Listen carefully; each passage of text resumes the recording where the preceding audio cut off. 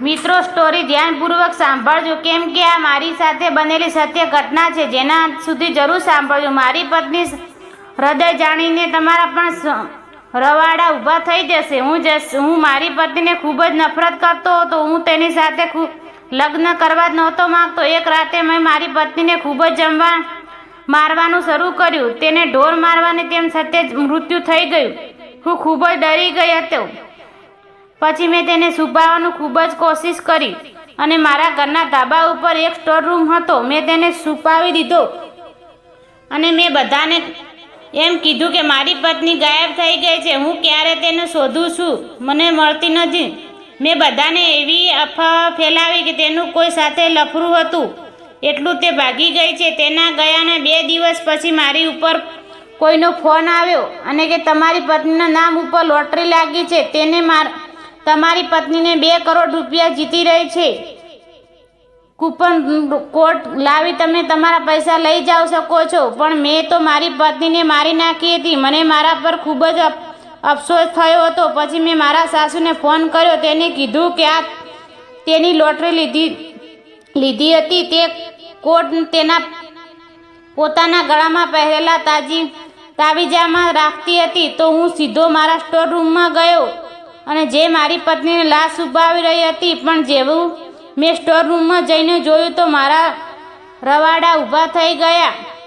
મારું નામ સીનુ છે. મારા લગ્ન તેની પસંદગીની છોકરી સાથે કરાવ્યા હતા. તેનું કહેવું હતું કે હું તો છોકરી સાથે ખૂબ જ ખુશ રહીશ. મેં બચપણથી જ મારી જિંદગી ઘણા બધા ઉતાર ચડાવ્યા હતા.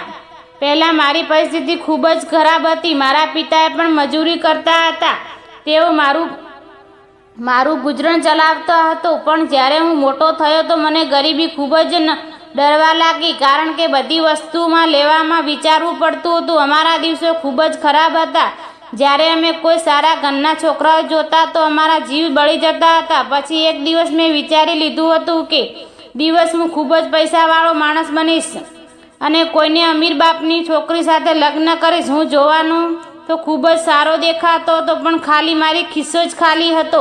હું પૈસા ટકે જ પાછો પડતો હતો. મારું વર્તન પણ મારા બધા આમ છોકરા જેવું હતું. પછી મેં મારી માને કહેવું શરૂ કર્યું કે મારા લગ્ન કોઈ અમીર બાપની છોકરી સાથે કરાવી દે. મારી આ સાંભળીને પહેલાં તો ચિંતામાં આવી ગઈ, પણ પછી તેને ખીચામાં લાગ્યું કે કીધું કે બેટા, મહેનત જોઈને આપણા ઝૂંપડાના ભૂલી ન જવાય. તું ગરીબીનો દીકરો છે, વધારે અમીરનો સપના જ ના જોવા. પહેલાં સરખું ભણી લે અને પૈસા કમાતો શીખી જા. પછી કોઈક અમીર બાપની દીકરીનો ઘરે લાવજે. પણ હું આવી જ રીતે રખડતો રહીશ ને તો કોણ તારી સાથે લગ્ન કરશે? પણ મેં મારી માને કીધું કે તારા સમ ખાઈને કહું છું કે લગ્ન કરીશ તો અમીર બાપની છોકરી સાથે જ કરીશ, જે પોતે પૈસાવાળી હોય, અને તે બાપના પૈસે હું મારા સપના પૂરા કરીશ. પછી મેં દિવસ રાત કામ કરવાનું શરૂ કર્યું, કારણ કે અત્યારની છોકરીઓ પહેલાં ચહેરા અને કપડાં જુએ છે, પૈસા તો પછી વાત છે. હું આમ તો સુંદર દેખાતો હતો, બસ માટે મારા પર થોડું ધ્યાન આપવું હતું. મેં થોડા કપડાં ભાડેથી લીધા અને સૂટ બૂટ પહેરીને હું અમીર બાપનો છોકરો લાગીશ.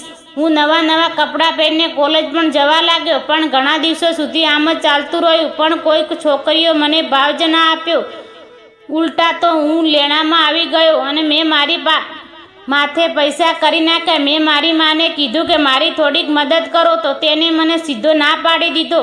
હવે તો મારી જાતે જ આમથી બહાર નીકળવું હતું. અમીર દેખાવાનું નાટક હું ખુદ રોડ પર આવી ગયો હતો. પછી મેં વિચાર્યું ગમે ત્યાં જાઉં, નાની મોટી નોકરી તો કરવી જ પડશે, એમ પોતાના ખર્ચા કાઢવા પડશે, નકર હું આમ લેણામાં ડૂબતો જઈશ. પછી મેં નાનું મોટું કામ કરવાનું શરૂ કર્યું અને પોતાના સપના પૂરા કરવા લાગ્યો. મને થયું કે કોઈ છોકરી તો મને મળી જશે.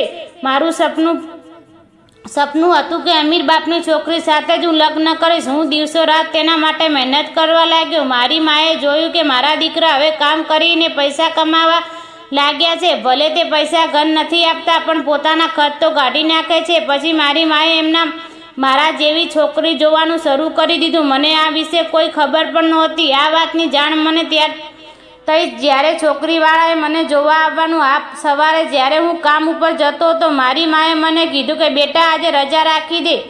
છોકરાવાળાએ તને જોવા આવ્યા. આ સાંભળીને ખૂબ જ ગુસ્સે થઈ ગયો. છોકરાવાળાએ મને જોવા આવે છે મતલબ એમ કે મારી માએ તો છોકરીનો પસંદ જ હશે. પછી મેં મારી માને કીધું કે મમ્મી આ બધું શું છે?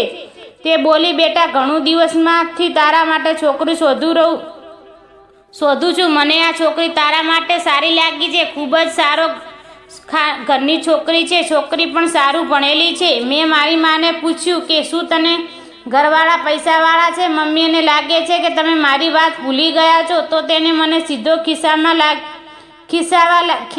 લાગી. પછી હું તેને કહેવા જાઉં અને પહેલાં તો છોકરીવાળા મને જોવા માટે ઘરે આવી ગયા છે. તે અચાનક આવીને મારું લાગ્યું કે ઘણો મારી મા પર ગુસ્સો કર્યો, પણ તેનાથી તે ઉપર કંઈ અસર થઈ નહીં. હું છોકરીવાળાને ખૂબ જ ગમી ગયો.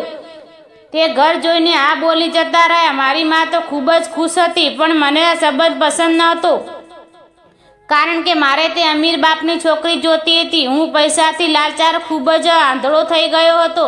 મને પૈસા સિવાય કોઈ દેખાતું જ નહોતું. પણ મારી માએ પૈસાની પણ લોકોને દિલ જોતું હતું.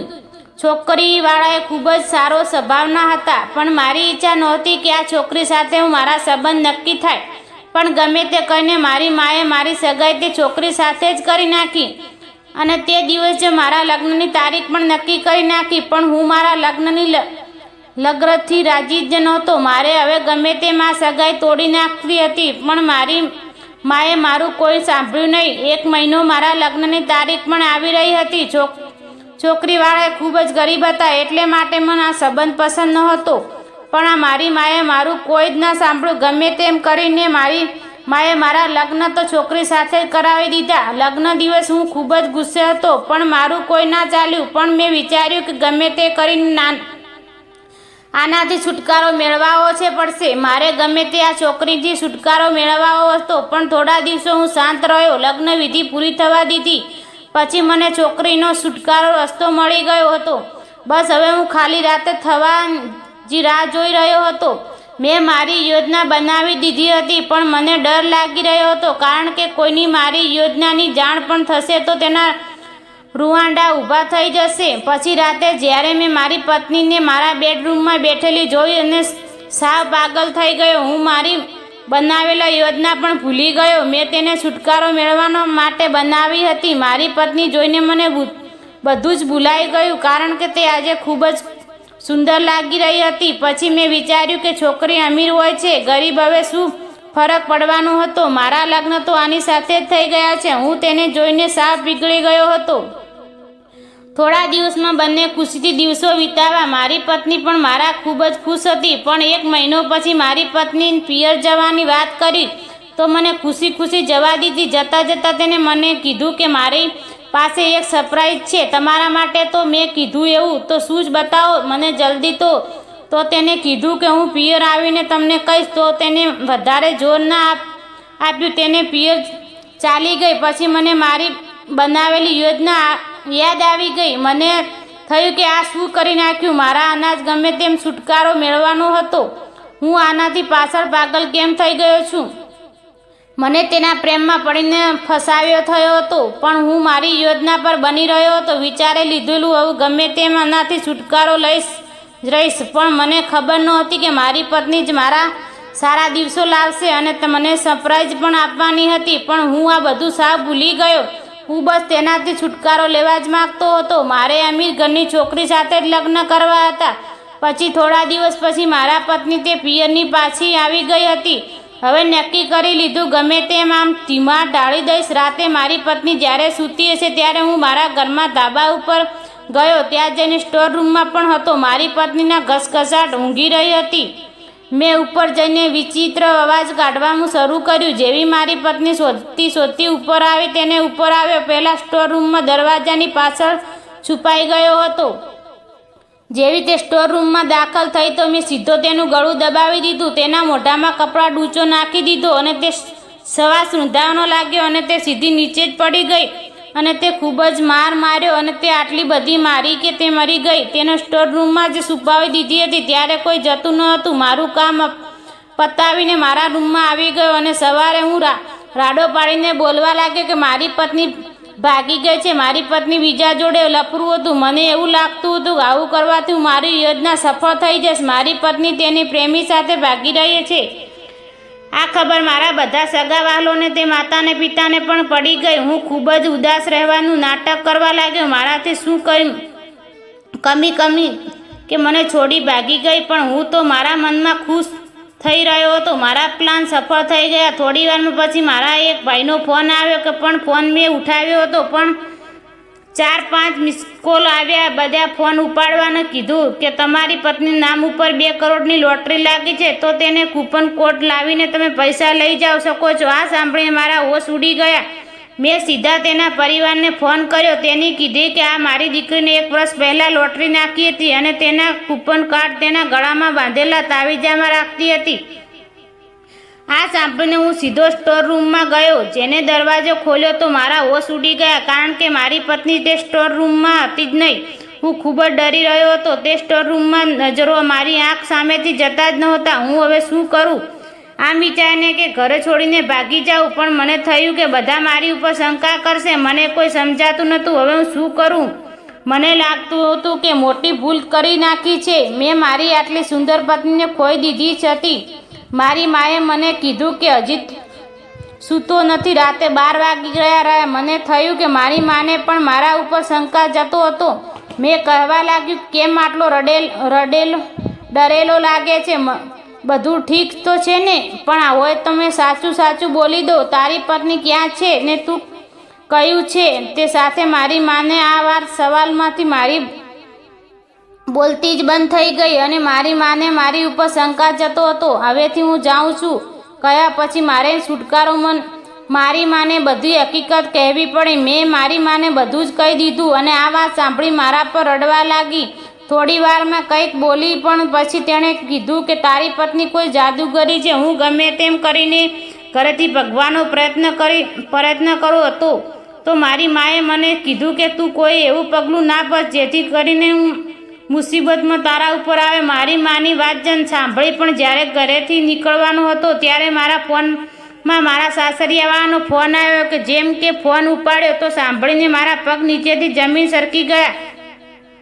સીધો દરવાજો ખખડાવાનો અવાજ આવવા લાગ્યો. દરવાજાને ખોલ્યો, પણ લોકો દરવાજાને તોડીને અંદર આવી ગયા. તેની સાથે પોલીસ પણ ઘરની અંદર આવી ગઈ હતી. દરવાજા ઉપર મારો સાસરિયાવાળા સાથે પોલીસ પણ ઊભી હતી. થોડી વાર પછી પાછળથી મારી પત્ની પણ આવી જોઈ. મારી માની ચીચ નીકળી ગઈ. પછી મને મારી માની વાત યાદ આવી કે તારી પત્ની કોઈ જાદુગરી છે. હું આજે વિચારી ડરી રહ્યો હતો. મારા સસરાએ મને ફોનમાં એમ કીધું કે હું તમારી ભાગે ગયેલી વહુને લઈને પાછો આવ્યો છું. ત્યારે મારી પત્ની સહી સલામત તેના પપ્પા સાથે ઊભી હતી. પણ મને યાદ આવ્યું કે તેની મારી નાખી હતી. મેં અત્યારે અહીં ઊભી છે. પછી મારા સસરાએ મને કીધું, બેટા અમને માફ કરી દે. હવેથી અમારી દીકરી આવું નહીં કરે તે જવાબદારી અમારી છે. પણ મને કોઈ સમજાયું ન હતું. મને એમ હતું કે આ બધા મને દીકરીને ખૂનમાં આરોપો પકડાવવામાં આવે છે, પણ આવું કોઈ થયું જ નહીં. તે લોકો મારી પત્નીને મારી પાસે મૂકીને પોલીસ સ્ટેશનમાં જતા રહ્યા. પછી મારી પત્નીને પણ મારી સાથે ઘરમાં રૂમમાં આવી ગઈ. પછી તેણે બધી વાત શરૂ કરી. મારી પત્નીએ કીધું, તમે બધા મને વિચારતા હશો કે મરેલી સ્ત્રી પાછી જીવતી કેમ થઈ ગઈ. તમને એમ લાગતું હશે કે હું કોઈ જાદુગરી છું, પણ એવું કોઈ જ નથી. જે તમારી સાથે લગ્ન કર્યા તે મને પણ તમારી ગરીબી જોઈને ચિંતા લાગતી હતી. આટલા માટે લોટરી નાખી હતી. મને થયું કે લોટરી જીતી જઈશ તો તમને સરપ્રાઈઝ આપીશ. મને એમ થતું કે તમારી પર ફોન આવશે તો તમને વધારે ખુશી થશે, પણ તે પહેલાં જ તમે મને જાનવરોની જેમ મારવા લાગ્યા. પછી સીધી મરાવાનું નાટક કર્યું હતું. મેં મારા શ્વાસ રોકી દીધા જેથી તમને એમ લાગે કે હું મરી ગઈ છું. પણ તમે જેવા સ્ટોર રૂમમાં બહાર ગયા એટલે હું ત્યાંથી નીકળી મારા પિયર જતી રહી. મેં મારા ઘરે બધાને મારી આવી હાલત વિશે જાણ કરી બધાને મનાવી દીધા. માફીને તરફ ઘરે અવાજ ન દેતા. પણ મને તમારી ગરીબી ચિંતા હતી. મને બીજી વાત એ હતી કે હું તમારા બાળકની મા બનવાની છું. હું ખાનદાની છું, આટલા માટે પાછી આવી છું. બાકી તમે વિચારો આવું બધું થવાનું કોણ પૂછવું. હવે મારી પત્નીની મોઢેથી આવું સાંભળીને મને રડાઈ ગયું. હું તેને પગમાં પડી માફી માંગવા લાગ્યો. મને સમજાયું નહોતું કે હું આ શું કરી નાખ્યું. આ વિચારને પણ નહોતો હું મારી પત્નીએ મારી આટલી બધી ચિંતા છે. બાકી હું તો એ વિચારતો હતો કે મારા લગ્ન એક અમીર છોકરી સાથે કરવા, પણ આ મારી પત્ની જ મને અમીર બનાવી દીધો હતો. મારી પત્ની સાથે આવું કરવાથી મને ખૂબ જ અફસોસ થયો હતો. પછી મેં મારી પત્નીને ઓફિસમાં કહ્યું, હવેથી હું તારા બધા સુખ દુઃખમાં તારો સાથ આપીશ. મિત્રો, જીવનમાં તમે કોઈ સાચા જીવનસાથી મળશે તો તેની ઇજ્જત કરતા શીખો. બાકી પૈસાની લાલચ તમે તમારા વર્તનમાં પણ ખોઈ બેસજો.